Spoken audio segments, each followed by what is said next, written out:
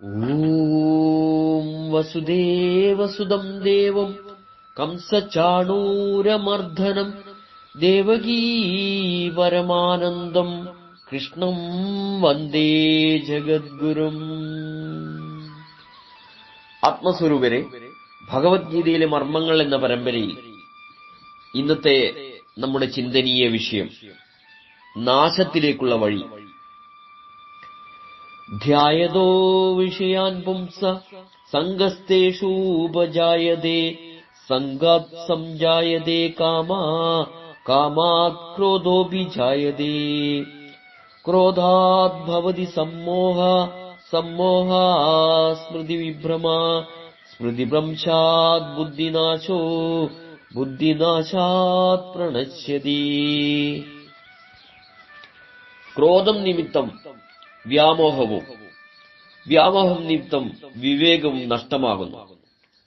വിവേകം നഷ്ടപ്പെടുന്നതുകൊണ്ട് ബുദ്ധിക്ഷയവും, ബുദ്ധിക്ഷയം നിമിത്തം ജീവിതനാശവും ഉണ്ടാകുന്നു.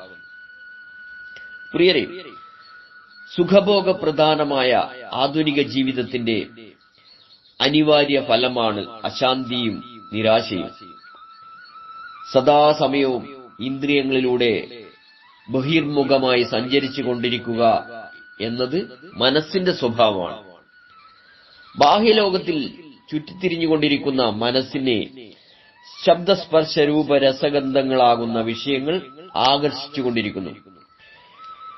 വിവേകരഹിതമായി ഈ ആകർഷണങ്ങളിൽ ഭ്രമിച്ചു പോകുന്ന ഒരാളുടെ അനുഭവം എത്രമാത്രം ദയനീയമാണെന്ന് ആത്മജ്ഞാനികളായ ആചാര്യന്മാർ ലോകത്തോട് എന്നും പറഞ്ഞു തന്നിട്ടുണ്ട്.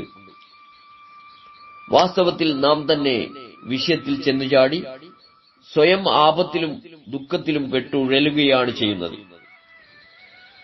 മനുഷ്യൻ മദ്യപാനം, പുകവലി, ചൂതുകളി തുടങ്ങിയ വിനാശകരങ്ങളായ വിഷയങ്ങളിൽ പെട്ടുഴലുന്നതും അനുദിനം നാശത്തിന്റെ അഗാധ തലങ്ങളിലേക്ക് പതിക്കുന്നതും ഈ ശീലങ്ങൾ അവർക്ക് സുഖമോ സമ്പത്തോ ആരോഗ്യമോ പ്രദാനം ചെയ്യുന്നതുകൊണ്ടല്ല, മറിച്ച് അവയുടെ ദൂഷിത വലയങ്ങളിൽ നിന്ന് പുറത്തു കടക്കാനുള്ള ശക്തി നഷ്ടപ്പെട്ടു പോയതുകൊണ്ടാണ്.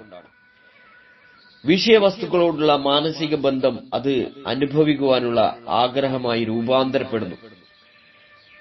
തന്റെ ശക്തിയായ ആഗ്രഹത്തെ ആരെങ്കിലും തടയുമ്പോൾ ക്രോധമുണ്ടാകുന്നു. ഇത് മനുഷ്യനിലെ വിചാരശക്തിയെ ദുർബലമാക്കുന്നു. തുടർന്ന് ആസുരശക്തികളുടെ ഉരുക്കുമുഷ്ടിയിൽ അമർന്നു പോവുകയും നാശത്തിന് സ്വയം വഴിയൊരുക്കുകയും ചെയ്യുന്നു. ഈ പതനത്തിന് പഠിക്കാത്തവനെന്നോ പണക്കാരെന്നോ മഹാത്മാവെന്നോ ഉള്ള വ്യത്യാസമില്ല. സ്നേഹപൂർവ്വം, രഞ്ജൻ, കയനാട്.